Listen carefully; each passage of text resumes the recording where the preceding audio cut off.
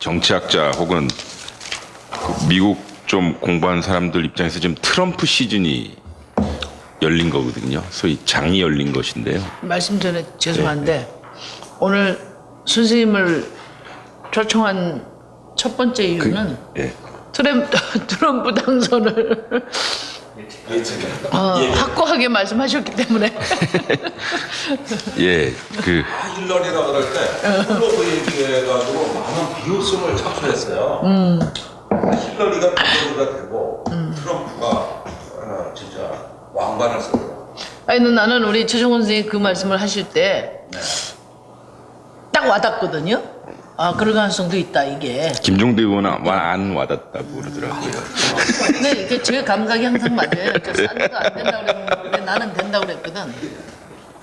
그 장이 열린 건데요. 합리적이기 때문에 그래요. 장이 열린 건데 이 정의당에서 처음으로 발표를 하는 겁니다. 사실 그 사드 국면 때도 그랬고요. 뭐 당연히 뭐 저는 그게 옳은 것 같기도 하고요. 그 발제에 들어가기 전에 잠깐 뭐 대표님도 말씀하셨지만 제가 여기서도 이 자리에서도 한번 트럼프가 될 것 같다고 얘기했지만 사실 공중된 이 공론회장에서는 제가 6월 6일 그 MBC 시선 집중에 그날이 현충일이었거든요. 40분짜리 특별 대담 프로그램이 있었는데 그때 경희대학교 선생님하고 저하고 논쟁은 아니고 누가 될 것인가 했는데 저는 트럼프가 된다고 했어요. 근데 그 이유는 좀 조용히 있었죠. 왜냐하면 틀리는 것 같아서.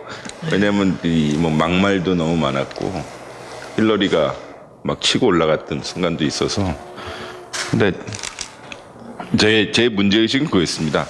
어떻게 트럼프 같은 사람이 그 공화당의 열 몇 명 되는 쟁쟁한 후보를 다 물리치고 그 당의 그 대통령 후보가 되었을까? 그것은 상당히 큰 혹은 매우 체계적인 설명이 필요한 것 같아서.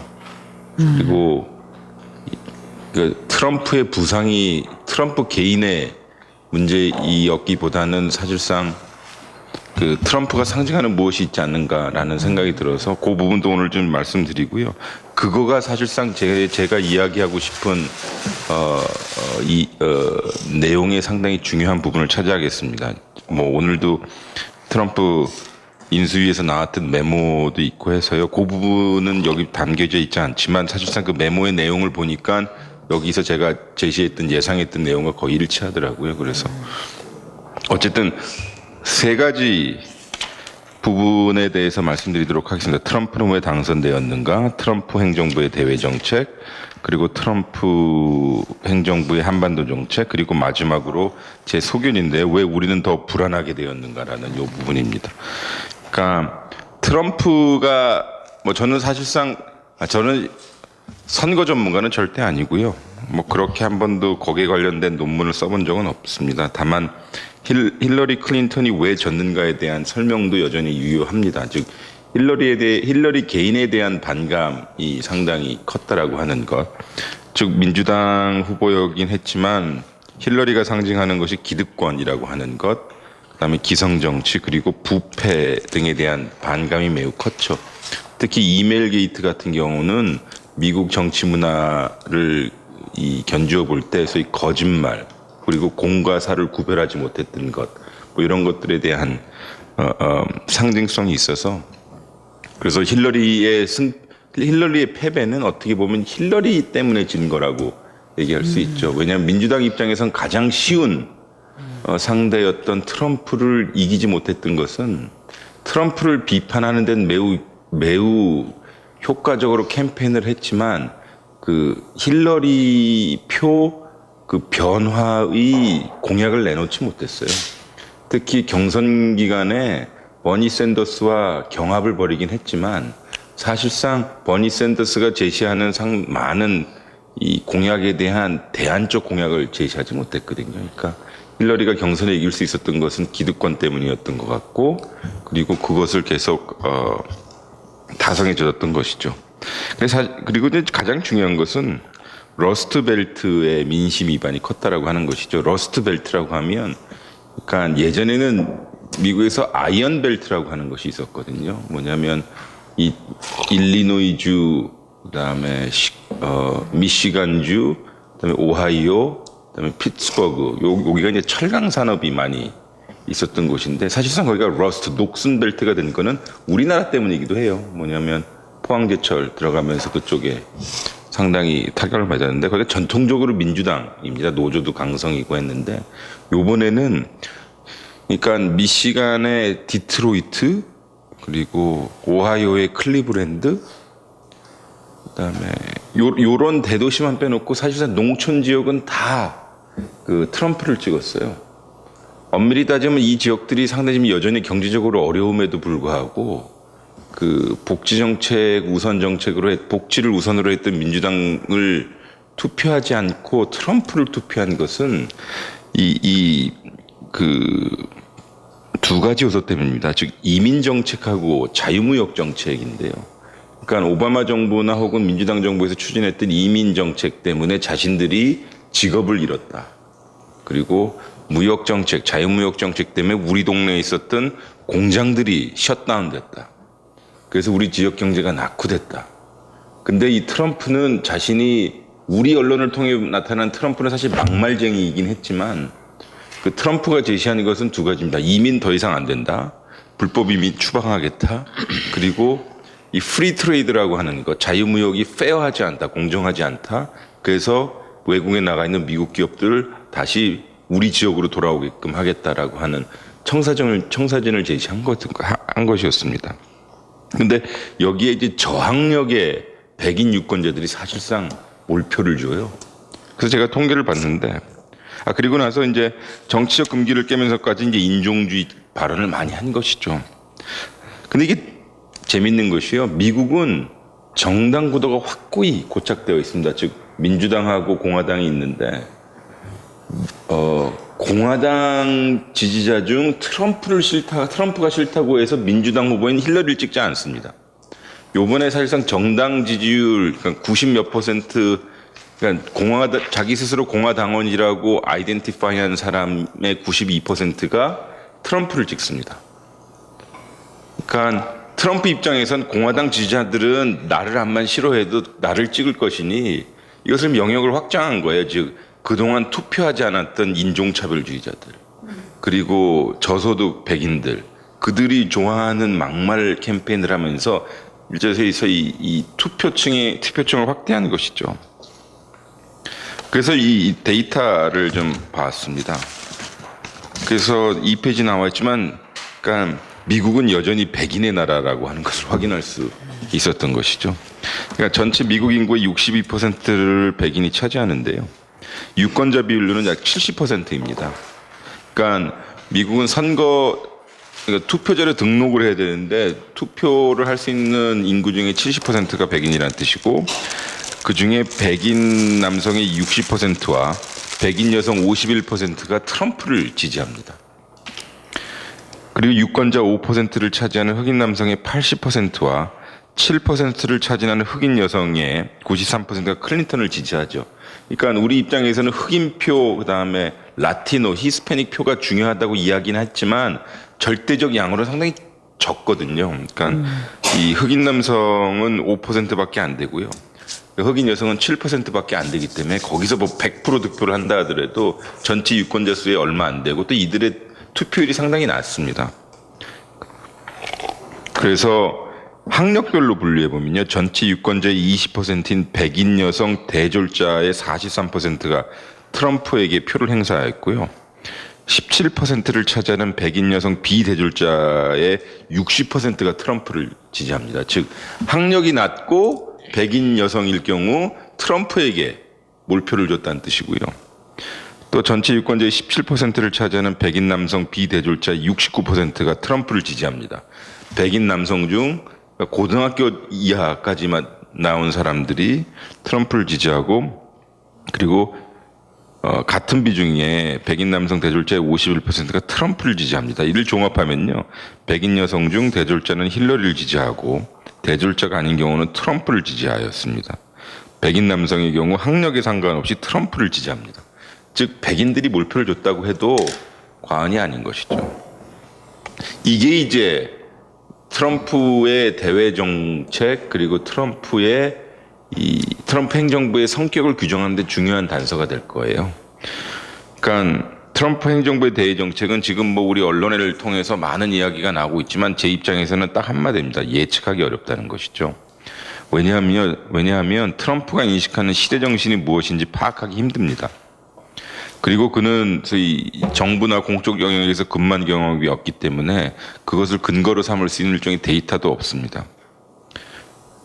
그렇기 때문에 제 입장에서 봤을 때 그가 집중적으로 추진하고자 하는 정책 의제와 주요 정책 결정자들이 전면에 등장하기 전까지 섣부른 판단을 유보해야 된다는 것이죠. 그러나 트럼프 자신이 관심 있는 반이민 정책과 같은 몇 가지 의제를 중심으로 대외 정책을 추진할 것이라고 생각합니다. 이미 이제 그젠가요? 미국의 인터뷰를 보니까 트럼프가 한 200만 명에서 300만 명 불법 체류자를 추방한다라고까지 했으니까요. 이게 이제 아까 제가 말씀드렸던 백인들 몰표를 줬던 백인들에 대한 공약이기도 해서 이 점은 상당히 유지될 것 같아요. 근데 한 가지 이 트럼프 행정부가 과격하게 즉 공약한 대로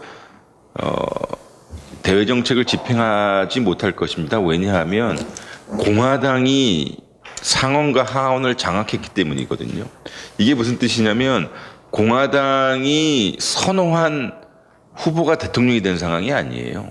그리고 트럼프는 또 아웃사이더이기 때문에 트럼프의 의제와 공화당의 의제는 100% 동일하지 않고 그 유사율이 상당히 낮습니다. 즉 공화당의 전통적인 의제하고 트럼프의 반이민, 반자유무역 정책은 상당히 이 경합을 이룰 것이라고 생각합니다.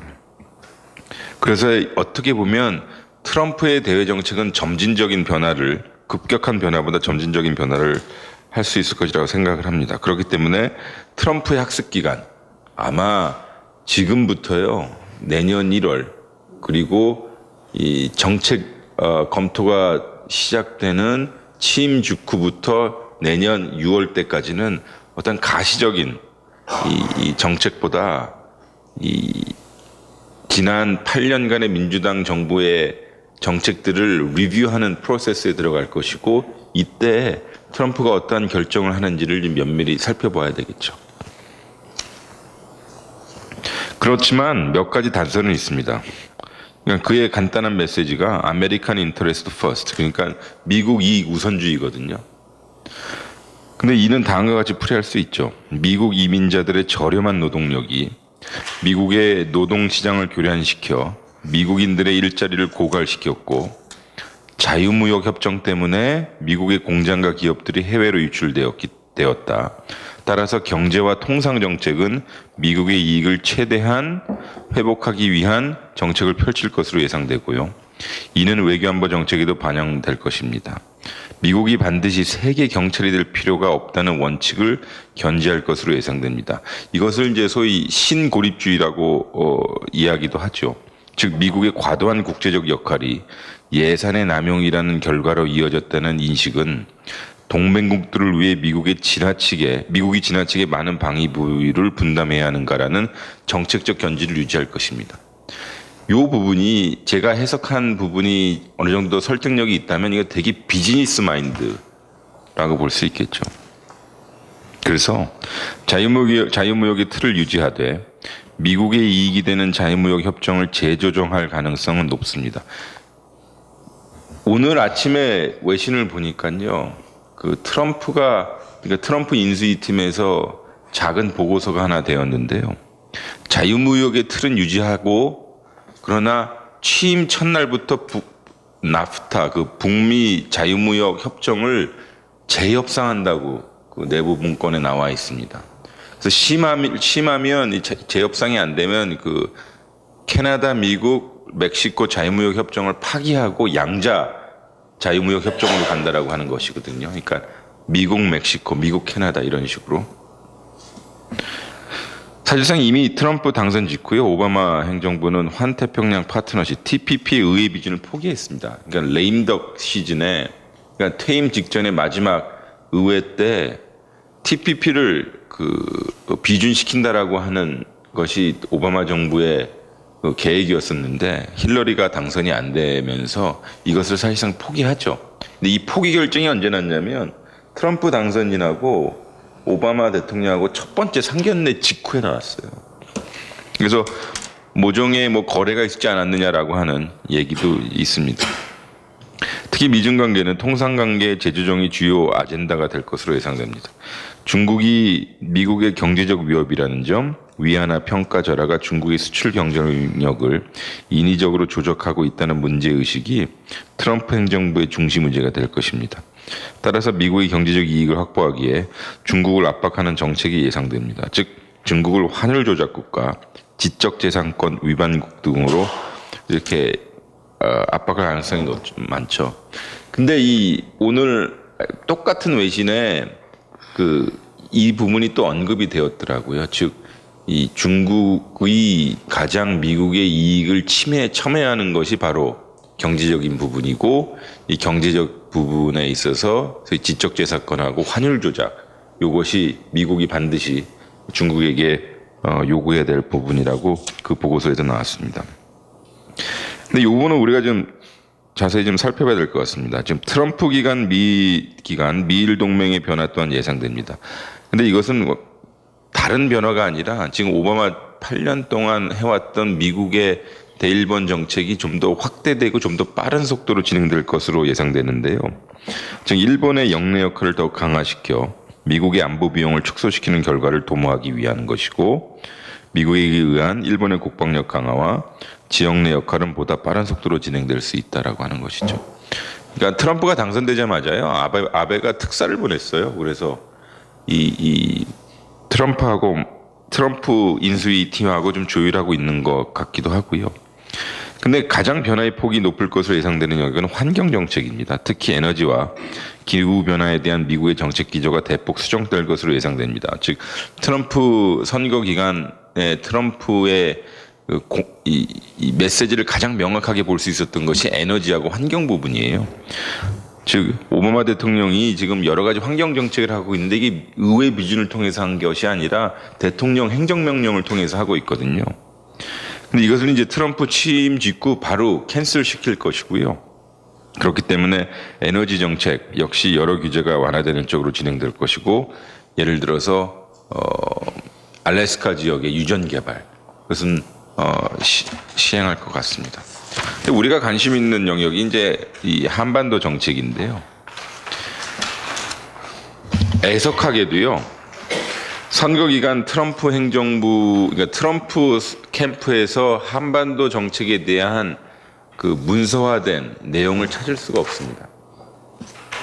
이것은 사실상 미국 조야의 전통적인 시각이기도 하거든요. 그러니까 무슨 뜻이냐면 지금 미국 국무부 웹사이트에 들어가도 글로벌 아젠다, 즉 미국 국무성이 관심을 가지고 관리하고 있는 그 국제정치 아젠다 20개가 있는데 한반도 빠져 있어요 지금도.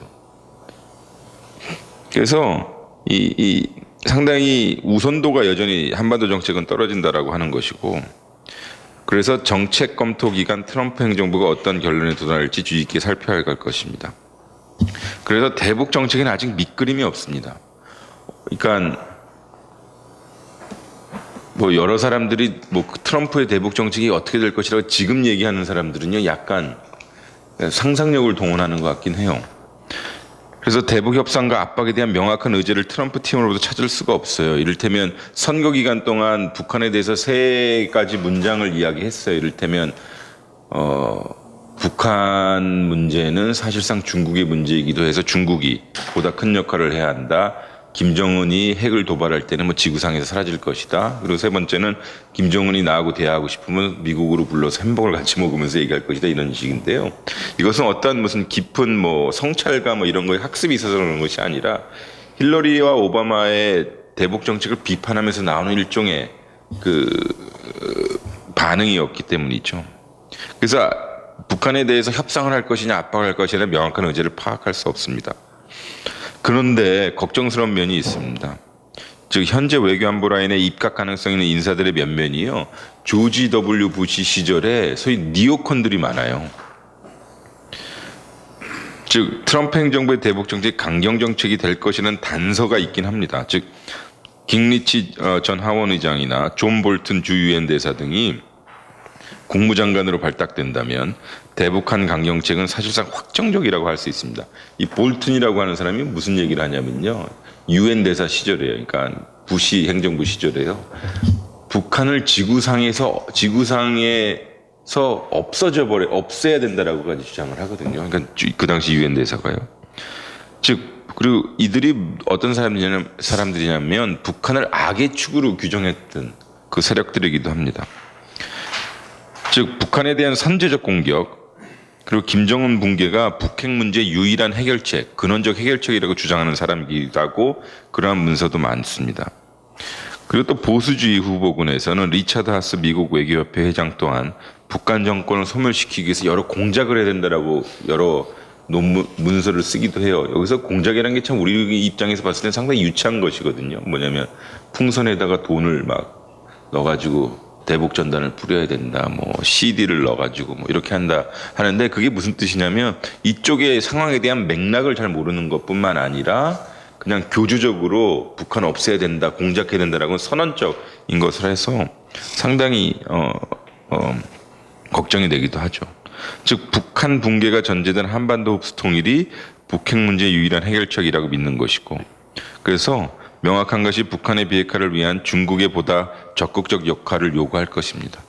즉 여기서 적극적 역할이라고 하는 것은 중국 너 이제 확실히 압박하라라고 하는 것 그리고 제재 이행에 동참하라고 하는 것일 것입니다. 트럼프 행정부는 이제 한국의 방위비 분담금 증가와 국방 예산 증가를 한국에 요구할 가능성이 있다고 하는데요.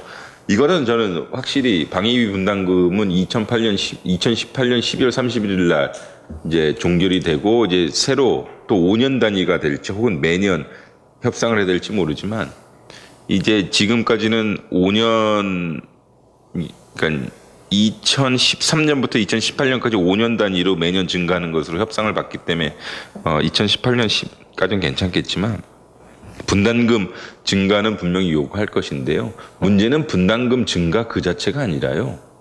이 한미 동맹에서 한국의 역할을 더 확대하라고 하는 것인데 한국의 역할을 확대하라고 하는 것은 국방비 증가라고 하는 것이죠. 지금 현재 한 2.4%인가요? 우리나라 그 GDP 대비에 아마 4%까지 늘리지 않으면 니들 무임승차다라고 얘기할 것이죠. 그러니까 엄밀히 얘기해서 방위비 증가는요 해줘도 돼요. 어차피 방위비는 계속 증가하고 있었고 1조 원에서 좀 넘어가는 액수를 해준다 하더라도 그것은 큰 액수는 아니거든요. 근데 이 국방비를 증가시키라고 하는 것은 또 다른 문제이기 때문에 요거는 좀 지켜봐야 될 것이고요. 한미 자유무역 협정의 개정을 위한 재협상을 요구할 가능성이 높죠. 즉 통상 분야에서 보호무역주의적 통상 정책을 내세우는 트럼프 행정부가 임기 내 한국과의 무역 적자를 시정하려 할 것이고요. 이 두 가지는 미국의 이익이 우선이다라고 하는 원칙에 부합하는 것이기도 합니다. 결론이기도 하고 그리고 일종의 그 정치학자로서 우리 시민으로서 좀 느끼는 좀 암담함이기도 하는데요. 트럼프의 당선을 예상하지 못한 국민들은 좀 불안하죠.